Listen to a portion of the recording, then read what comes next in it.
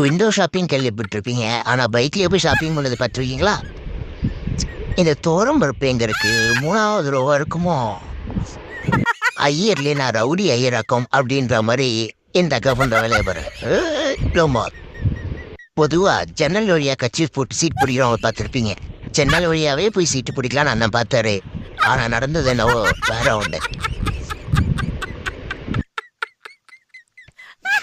அவன் இங்க சிங்கிளா நிக்கிறா, ஜோடியா போறீங்களா? ஓரமா போங்கடா, இருமைக்கலாம். டேய் ஜப்பான் முந்திங்களா, என் தட்டை வச்சு என்னடா விளாடுறீங்க? என் தட்டை என்னடா பண்ணீங்க?